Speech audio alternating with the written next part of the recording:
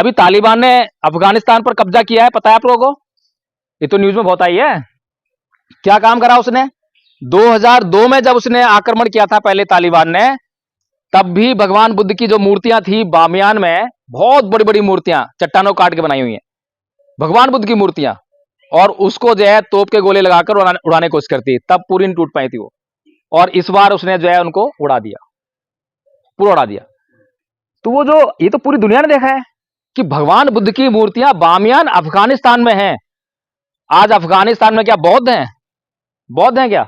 नहीं है बौद्ध। अफगानिस्तान में बौद्ध नहीं है, पाकिस्तान में बौद्ध नहीं है, भारत में भी बौद्ध नहीं है, लेकिन अफगानिस्तान में भगवान बुद्ध की इतनी बड़ी मूर्तियां किसने बना दी? क्या मुसलमान मूर्तियां बनाएंगे भगवान बुद्ध की? नहीं बनाएंगे। हिंदू बनाएंगे क्या? नहीं बनाएंगे। बौद्ध लोग ही भगवान बुद्ध की मूर्तियां बनाएंगे, सीधी सी बात है। इसका मतलब यह है पूरा अफगानिस्तान उस समय बौद्ध था। अफगानिस्तान बौद्ध था, ईरान बौद्ध था, उससे आगे तक इंग्लैंड तक बौद्ध धर्म फैला हुआ था। ये सारा इलाका तो बौद्ध धर्म था।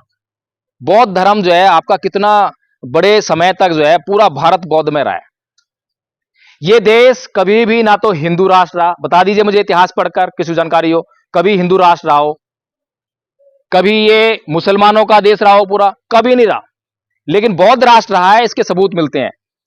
आज भी आप जो है जब भारत की जमीन को कहीं से भी खोदवा लो तो भगवान बुद्ध की मूर्तियां तो मिल जाएंगी, लेकिन इस देश में जिनकी लोग पूजा करते हैं उनके नाम का एक कंकड़ भी नहीं मिलता। और किसी को विश्वास ना हो तो मथुरा में म्यूजियम है, आप वहां जाके देख लो। मथुरा को लोग बोलते हैं कि कृष्ण जी की जन्मभूमि है, लेकिन कृष्ण जी की एक मूर्ति वहां से नहीं मिली है, और सारी मूर्तियां जो है भगवान बुद्ध की है। पूरा म्यूजियम भरा पड़ा है हर एक बात से। तो कहने का मतलब यह है, आप किसी भी एंगल से देख लो, बाबा साहब डॉक्टर भीमराव अंबेडकर ने जो सिद्धांत, जो बात, जो धर्म आपके लिए निकाल कर दिया है, अपनाने के लिए कहा है, वो 24 कैरेट खरा सोना, कहीं से भी चेक कर लो, किसी से चेक करा लो। तो ऐसी चीजों को हम लोग अपनाने से वंचित रह रहे हैं, और इसका नुकसान हमें ही हो रहा है। आज हम कहते हैं कि हमारे बच्चे बिगड़ गए हैं, कहते हैं ना हमारे बच्चे बिगड़ गए, हमारे बच्चे शराब पीने लगे हैं, हमारे बच्चे जो है ये काम करने लगे हैं जो कि पढ़ाई लिखाई नहीं कर रहे हैं। ये क्यों हो रहा है? ये इसलिए हो रहा है क्योंकि हमारे पास बुद्ध का धम्म नहीं है, बौद्ध संस्कृति नहीं है। तो हमें जो है, जो हमारा मिशन है उसको हमें अच्छी तरह समझना पड़ेगा, और हमारा मिशन हमारे द्वारा ही पूरा हो सकता है, और हमारे मिशन का दुश्मन कोई और नहीं है, हम खुद हैं। हम खुद हैं। भगवान बुद्ध धम्पद में ये भी कहते हैं कि नय परिसंग बिलो मानी, नय परिसंग कथा कतांग अतनो व्यवेख्य कतानी अकतानी च, कि दूसरे क्या कर रहे हैं, दूसरे क्या नहीं कर रहे हैं, ये मत देखो। मैं क्या कर रहा हूं, मैं क्या नहीं कर रहा हूं, ये देखो, क्योंकि मेरे करने से ही इस समाज का निर्माण होने वाला है। दूसरे क्रोध कर रहे हैं, दूसरे गाली गलौज कर रहे हैं, दूसरे कर रहे हैं ना, आप मत करो, आप मत करो। जब आप नहीं करोगे तो आपसे दूसरे लोग भी वैसे ही बनने लगेंगे, लेकिन वो गाली गलौज कर रहे हैं, आप भी गाली गलौज कर रहे हो, तो वो ही बढ़ने वाला है। रोकने का काम तो चल ही नहीं रहा, बढ़ाने का काम चल रहा है। तो इसलिए जो है भगवान बुद्ध के धम्म को हमें जो है अपने परिवारों में लागू करना पड़ेगा, अपनी जिंदगी में लागू करना पड़ेगा। अभी तक जब मैंने इस बात को देखा कि भाई भारत में कोई ऐसा प्रोग्राम नहीं चल रहा है, केवल प्रोग्राम के नाम पर बड़े बड़े मंच चल रहे हैं, बड़े बड़े भाषण हो रहे हैं, आज भी दीक्षा भूमि में लाखों लोग पहुंचे हुए हैं, लेकिन कोई योजना नहीं है, प्लानिंग के नाम पर जीरो है। धम्पद संघ का निर्माण किया, और धम्पद संघ में मैंने सबसे पहले यही बात सोची, सबसे पहले कोर्स बनाना है। तो हमने एक कोर्स बनाया बौद्ध में भारत करने के लिए, और बड़ा मामूली कोर्स बनाया जिसे कोई भी आराम से कर सकता है। अब तक हमने 65 आचार्य बना चुके हैं, उनमें से एक आचार्य नीलम बौद्ध बैठी हुई हैं। 65 आचार्य हम लोग जो है धम्पद संघ के बना चुके हैं, धम्माचार्य, जिनको प्रथम वर्ष का कोर्स याद हो गया है, द्वितीय वर्ष का कोर्स कर रहे हैं। प्रथम वर्ष का कोर्स मामूली सा है, कोर्स है 4 पेज का कोर्स है, A4 साइज का पेपर होता है आगे पीछे का, बस इतना कोर्स है। जो लोग पहले से कुछ जानते हैं तो वो 3-4 दिन में पूरा कर लेंगे। कोई लोग जो है बिल्कुल अनपढ़ लोग जो हैं, कई महिलाएं जो लिखना पढ़ना नहीं जानती हैं, वे भी महीना लगाकर, 1.5 महीना लगाकर वो कोर्स उन्होंने याद कर लिया, पाली में याद किया है, पाली में, और हिंदी अनुवाद याद करा उसका।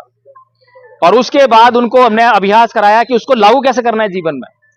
हमारे संघ में हर रोज मीटिंग होती है, उस मीटिंग में जो संबोधन होता है, वो संबोधन बहुत सम्मानजनक होता है। किसी भी आदमी को बोलने से पहले आदरणीय लगाकर बोलना पड़ता है। आदरणीय आचार्य नीलम बौद्ध जी, इस प्रकार का संबोधन रखा है। किसी ने अगर जरा सा भी ऊंची आवाज में बात कह दी, तुरंत उसके खिलाफ जो है प्रस्ताव लेकर आया जाता है कि आदरणीय नीलम बौद्ध जी ने ऊंची आवाज में बात की है, समता तोड़ी है, क्रोध प्रकट किया है, फिर इनके खिलाफ जो है अभियोग लाया जाएगा, उस पर प्रस्ताव पारित करके उन्हें दंडित किया जाएगा। ये जो प्रणाली आज हम लोगों ने बनाई है, नई नहीं है, ये बहुत पुरानी प्रणाली है। इसे गण व्यवस्था कहते थे इसको, भगवान बुद्ध के समय की व्यवस्था है। तो इसलिए जो है प्रथम वर्ष का जो कोर्स है वो साधारण बौद्ध बनाने का कोर्स है, यानी कि उन्हें आधारभूत ज्ञान हो जाएगा बौद्ध धर्म का, आधारभूत ज्ञान, बेसिक नॉलेज। उसके बाद संस्कारकर्ता बनाने का कोर्स है, द्वितीय वर्ष का कोर्स संस्कारकर्ता बनाने का कोर्स है। आप जितने लोग बैठे हुए हैं, आपके घर में हर परिवार में जितने बच्चे हैं, जितने लोग हैं, सबके जन्मदिन आते हैं और सब जन्मदिन मनाते हैं। अभी कैसे मनाते हैं? जैसे जिसको मनाया वैसे मना लिया। कोई होटल में जाकर खाना खा रहा है, कोई घर पे केक काट रहा है, यही चलता है। अगर इन्हीं को हम जो है, इन्हीं सब प्रोग्राम्स को थोड़ा सा हम जो है रेगुलेट कर लें, संस्कारित कर लें, बौद्ध धर्म के अनुसार मनाने लग जाएं, तो उस मौके पर 2, 4, 10 लोग जो आएंगे समाज के, वो हिंदू भी होंगे, मुसलमान भी होंगे, हर जाति के होंगे।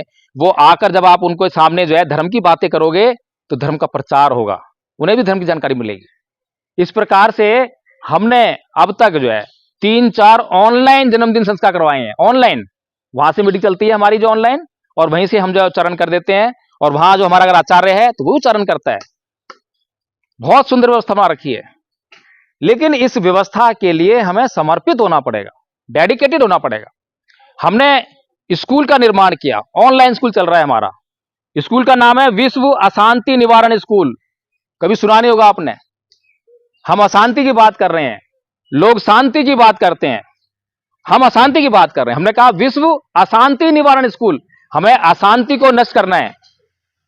भगवान बुद्ध से पहले जितने भी ऋषि मुनि थे, बहुत से लोग तपस्या करते थे।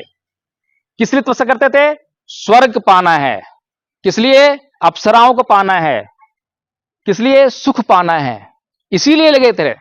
लेकिन भगवान बुद्ध पहले व्यक्ति हुए जो ना तो स्वर्ग की खोज में गए, ना अप्सराओं की खोज में गए, ना सुख की खोज में गए। किसकी खोज में गए? वो किसकी खोज में गए? क्या खोजा उन्होंने? वो दुख की खोज में गए, दुख को खोजा उन्होंने। सभी लोग सुख खोज रहे हैं और भगवान वो दुख खोज रहे हैं, बड़ी उल्टी हवा भाई। तो अब मुझे एक बात और बताइए, ये मोबाइल है, मैं किसी कमरे में बहुत सारा सामान भर दूं और ये मोबाइल भी उसमें रख दूं, और किसी ऐसे व्यक्ति को बोलूं कि भाई जाकर कमरे से मोबाइल ले आओ, और उसको मोबाइल पता नहीं, कभी देखा नहीं है, तो क्या वो मोबाइल ले आएगा? नहीं ला पाएगा। लेकिन अगर मैं उसको बोल दूं कि वहां पर एक ऐसी चीज रखी होगी, चकोर होगी, चपटी होगी, ऐसी होगी, उसको ऐसे करेंगे तो जल जाएगी, उसमें लाइट जलेगी, इसमें आएगा, तो वो जाएगा, थोड़ी देर में ढूंढ ढाल के ले आएगा, ना। इसका मतलब ये है कि जिन चीजों को, जिन बातों को हम परिभाषित कर लेते हैं, वेल स्पेसिफाइड कर देते हैं, तो वो चीजें हमारे लिए ढूंढना आसान हो जाता है। तो अभी तक हम किनको ढूंढ रहे थे? सुख को ढूंढ रहे थे, अप्सराओं को ढूंढ रहे थे, स्वर्ग को ढूंढ रहे थे। कोई इनकी डेफिनेशन नहीं है, कोई डिफाइन नहीं कर पाया कि भाई सुख क्या है। पूछो किससे सुख क्या है, कोई नहीं बता पाएगा। इसीलिए भगवान बुद्ध ने सबसे पहले दुख की खोज की, दुख को डिफाइन किया, और भगवान बुद्ध ने कहा कि जाति भी दुखा, जरा भी दुखा, व्याधि भी दुखा, मरणाम भी दुखा, शोक परिदेव दोमनस्य उपायासापि दुखा, पिय ही विपयोगो दुखो, अपिय ही संपयोगो दुखा, यमपि संग ने लभति तंपि दुखं, संख्यतेन पचुपादान खंडापि दुखा। कि जन्म लेना दुख है, मरना दुख है, रोग दुख है, बुढ़ापा दुख है। जिन चीजों को हम चाहते हैं वो नहीं मिलते तो दो दुख होता है। प्रियजन हमारे लिए जब हमारे बिछुड़ जाते हैं तो दुख होता है, अप्रियजन कोई मिलता है हमसे तो दुख होता है। कुल मिलाकर ये जो 5 स्कंदों से निर्मित ये जो शरीर है, ये दुखों का घर है। दुख ही दुख है जीवन में।